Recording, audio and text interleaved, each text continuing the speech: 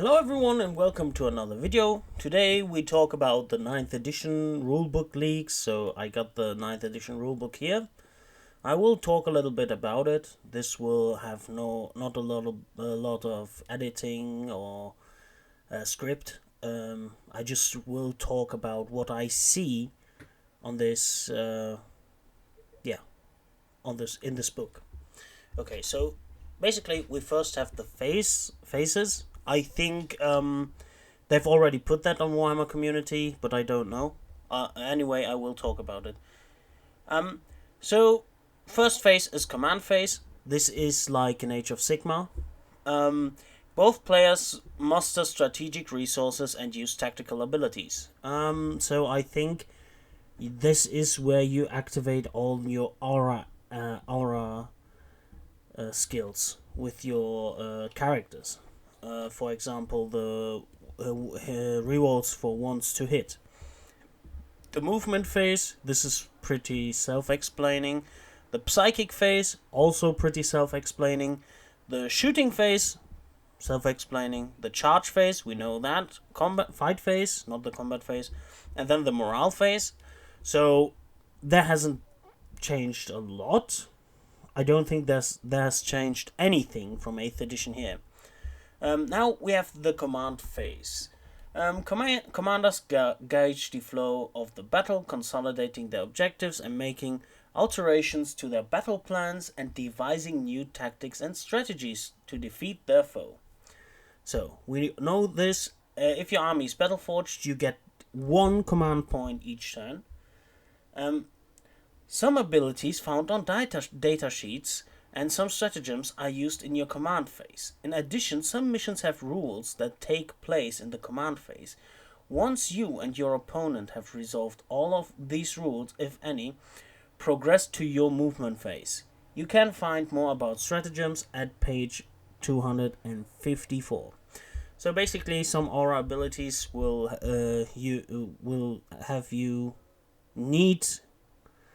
need you to activate them via command point. Sorry. That's pretty nice. I think we all know how movement works.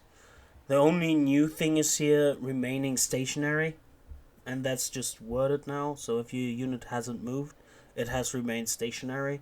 So it's pretty basic. We all know that already. Suggestions for open play missions. So open play, I think, is where you don't have any points or power level. You just bring your models, your collection that you have, and fight your enemy, your opponent. That's like an evil ritual is nearing completion. Blah blah blah. Means you have that many units. It's an open play game. To make it fair, you maybe must just kill one commander or something. Open play is not very interesting to me. Narrative play and match play are. A normal move, advance, we all know that. Remain stationary. You have to declare a unit that remains stationary this turn, and that means it cannot move this phase, which I find odd. Why would you stay stationary and then run in the run phase or in the advance phase? That doesn't make any sense. Basically, you just word it different. Say that they can't run either. Falling back is a new movement. When a unit falls back, the unit can move a distance inches equal to or less to their move characteristic. So that means if you are in engagement range of another unit, you can fall back. Units that fall back cannot charge this turn. Units that fall back cannot shoot or manifest psychic powers this turn unless they are titanic. I don't know if that still will be a thing in 9th edition, but I think White Scars can fall back and charge. That's a little nod to the hit and run rule. That's pretty prominent in Heresy for the White Scars, where they can voluntarily retreat after the combat is resolved and they haven't fled or the enemy hasn't fled. Moving over terrain. So this is interesting actually. Models can move freely over terrain. Features that have 1 inch or less in height. So if there's just one barricade, your unit just moves over it. That doesn't matter for the unit basically. Yeah, makes sense. I don't think that trained soldiers, even though it's the 41st millennium or 42nd or whatever, the timeline is a little bit screwy. Couldn't get over a fence. That's half the height. Models cannot move to taller terrain features, but can climb up and down. So if it's higher than 1 inch, you basically have to climb. That's actually makes sense. If it's 2 inches, if it's bigger than you should climb. Makes sense. Um, Flying has changed a lot. I think there was a community article about it already. But if a unit status sheet has the fly keyword, then when it makes a normal move, advance or fall back, it moves across other models and their bases. Which means they can move through other stuff because they basically fly. And they can move within engagement range. Um,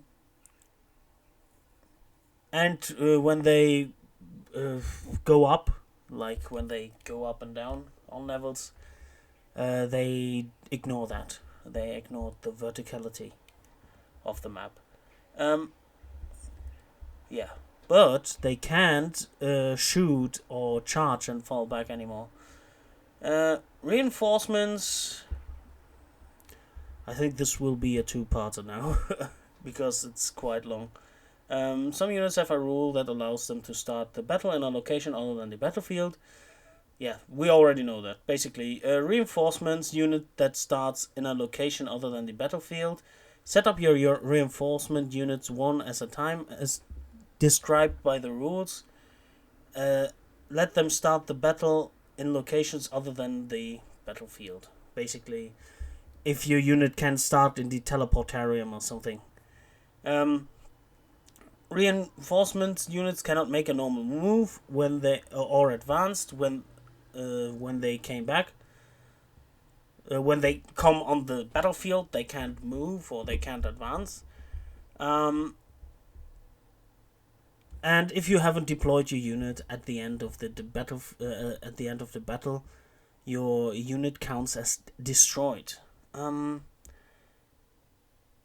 And once all your reinforcement units have been placed, progress to the psychic phase. So this sounds like you have to bring in all the reinforcements at once, but I don't think it's like that. Maybe it's just me. The disembarkation and the embarkation rules are the same from 8th edition, so it doesn't make any sense for me to go over them. Transport capacity also makes sense. Units can start embarked on a transport. Yeah, we already know that. Aircraft engagement range. Although, basically, you cannot move on top of other units, but you can move within engagement range of other units. I think that means because some aircraft have to move 20 inches always. So when they move and their base is in front of a squad of corn berserkers, they can't be there. But yeah, because they have to fly there basically. So you don't fly over. Whatever.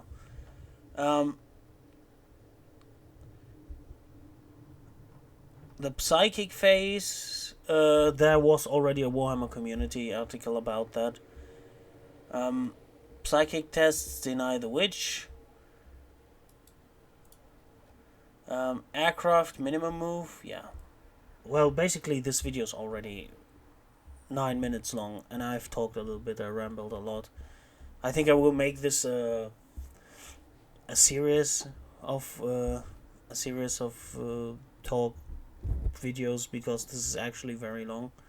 and I don't want to cramp it all in on one video.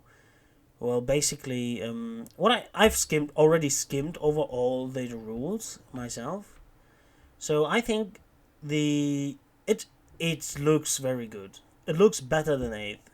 It has removed a lot of gamey rules from 8th. It still has some gamey rules, yeah, but it's definitely better. I think it's an improvement over 8th edition.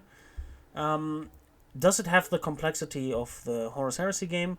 Definitely not, but that's not the aim for Warhammer 40k, I think.